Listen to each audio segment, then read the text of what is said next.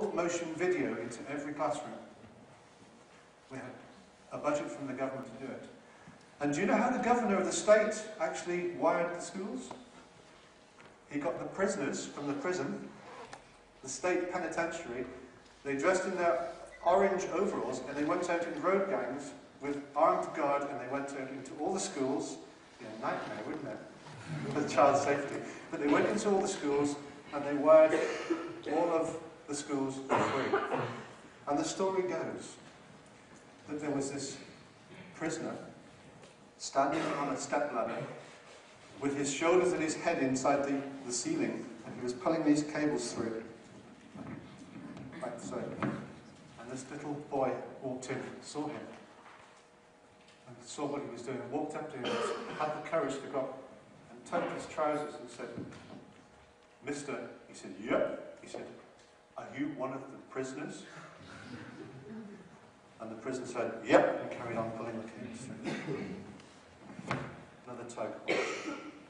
"Mister, did you do something bad to get into prison?" "Yep." "Mister, can I ask you what you did that was so bad to get you into prison?" "When I was in school, I didn't listen to my teacher."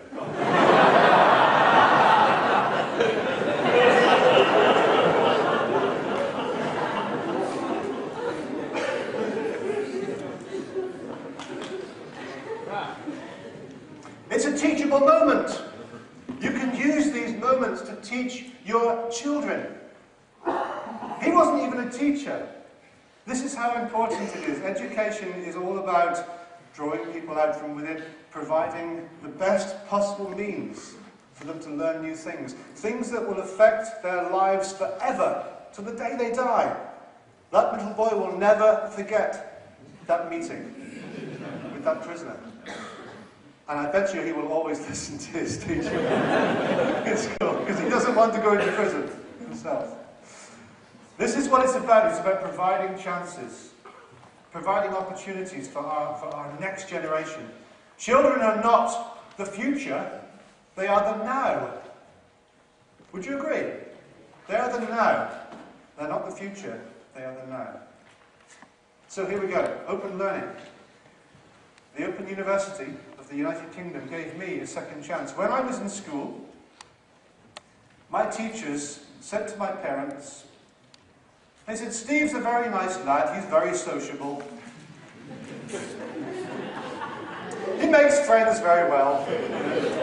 Lots of friends. In fact, he's the class clown. He gives it this all the time. He talks, he doesn't listen much, but he talks a lot. And you can expect him to be very good with his hands, but don't ever think that he will be an academic." Well, I'd like to meet that teacher now.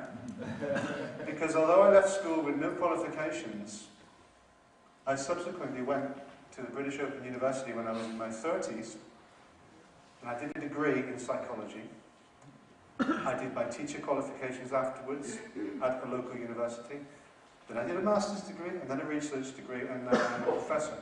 It just shows you, it's not about what you do necessarily in the school, it's what goes on in your mind that's more important. It's what is your will to succeed. And the university, the Open University of the United Kingdom, was my university of the second chance. It gave me a second chance. This is why I believe passionately in open education, open learning.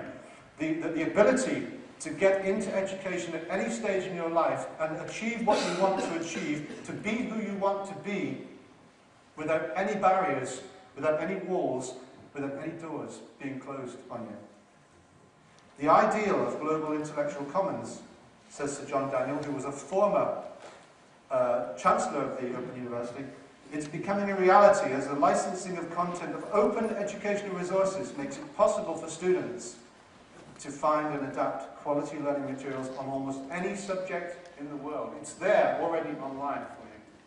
But as Sugata Mitra said, the Slumdog Professor, the hole-in-the-wall man, you've heard of him. He said, "Teachers should not provide answers, The answers are already out there on the internet. Teachers should provide the questions. That's the role of the teacher. The role of the teacher is to provide questions, and the student's role is to go away and find the answers. That's where learning occurs. Because they have to find them, they have to work for it. It's a hard thing to do. This is why teachers will never be out of a job. Teachers will not be replaced by computers. Do you know that? Arthur C. Clarke said, any teacher who can be replaced by a computer should be.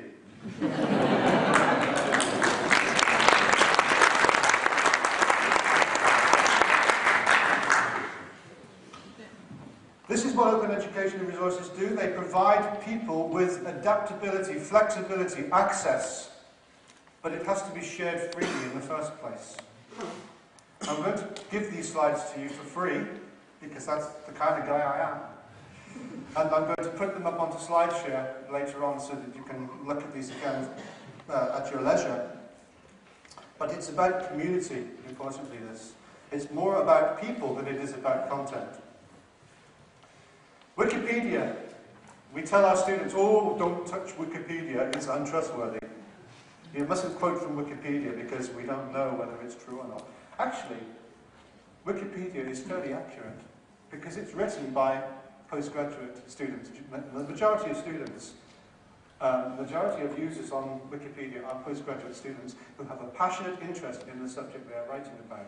So the good thing about Wikipedia is that it's about openness. There is no closing point. It's never finished. It goes on. And just like knowledge does, there's always more to add to it. And that's an important thing about open content. Open source. It's about self-enhancement and diversity. It's about interactive communities. It's about people again. And when we look at all the open source content out there, we look at things like Firefox and WordPress, some of the operating systems, some of the programming languages, some of the platforms, and of course, Moodle itself. You can see why these tools exist, because they give people a second chance. Let's talk about Mahara for a minute. I know this is one of Ziggy's favourite tools, and she starts to glow when I talk about Mahara. The thing about Mahara is quite interesting because I'll tell you about my own institution. The University of Plymouth has 33,000 students. Can you imagine that? We wouldn't get them all in this room. 33,000 students. So what does my university do? They buy 33,000 licenses for PebblePad, which is a proprietary e-portfolio. Now the interesting thing about PebblePad is you have to pay for it. And that means we pay for each license. But the other problem with e-portfolios like PebblePad is that when the student leaves the university and goes to find a job, and just when they need that e-portfolio the most, it's no longer available to them. There's a logic in that, isn't there, somewhere? So they say to the students, right, okay, if you want to use your e-portfolio when you leave the university, we'll give it to you for a while for free, and then you have to pay for it. So many pounds each year. Okay? That's fine. Mahara will do that for nothing. And you keep Mahara, take it with you wherever you go. That's the difference between closed systems and open systems. It's important that we grasp this concept because openness is going to be the future of education. Without openness, education just won't work anymore. We need to have openness to sustain education. The main principle and practice of openness, it's about peer production, it's about sharing. Nothing new in this. People have been sharing their recipes for cooking, haven't they, for years, for free. Recipes get sent down from generation to generation. Not a problem. It's always been there. We're doing this now with open source content as well, such as Moodle and Mahara and other tools that I've shown you. It's about no extra cost to the public as well. That's the important thing. Open cola, have you seen this? Even Coca-Cola are under threat now. Because somebody found the recipe, changed it slightly, and produced open cola. And it was a gimmick. It was to actually, it was to advertise the fact that we could have open software. But the thing was, they sold 150,000 cans in the first month of it being available. So it could be a business in its own right. So there are lots of things that are open these days. Lots of pharmaceutical companies, the drugs companies, are also under threat because people are now taking the patent and opening it up and making drugs available to people on a freer basis. There's lots of changes going on in the open world. Free and open content, really it's all about creative work. It's about describing the format and how it's changing. It's about it not being exclusive anymore. Open content is a really important concept because without it, a lot of knowledge will be hidden from us. And as I'm saying, the future of education is about sharing knowledge, not about hiding it. I'm going to talk briefly about open scholarship in a moment, but first, this. You've probably seen these before, and you'll notice that on the right-hand side of all my slides, I've got CC. Just here, which means, on this license, you can share my slides, and you can share anybody else's slides, and use them for your own use. And you can even repurpose them and change them slightly if you wish under certain conditions. You have to check the license. So for instance, if you want to use a picture, a photograph, and you find it on Google, you go into advanced search on Google and then go into unfiltered for reuse. And if the picture comes up, you can use it freely. All you have to do is acknowledge the source. And I think Ulrika, where's Ulrika? Ulrika's over here. She's used some of my slides because I've made them freely available. You can do that too. If you see a slide that you like, you can use it or change it. I know some of my slide sets have been translated into Portuguese and Spanish, which is amazing. I didn't expect that when I put my slides up for free. But they do. People take them and use them for their own context, and they can change them. And I think that's a really nice, beautiful concept, actually. And copyleft is the other one here. This is anti-copyright. It's about freedom to openly access, use, copy, modify, and otherwise share that content. And here's another way of sharing. The University of Small States of the Commonwealth. I was in Namibia last May, this time last year, and they launched a new system where the 32 smallest countries of the Commonwealth, these are the Caribbean islands and some of the countries in Africa and Malaysia and Asia and so on. These small countries have got together and have agreed on a common assessment principle so that wherever you go in any of those universities, you can study similar content at a similar level and be assessed at the same level and accredited with qualifications at the same level. I think, again, that's an amazing concept because it's going to equalise all of education provision across that part of the world. How am I doing for time, Sugi?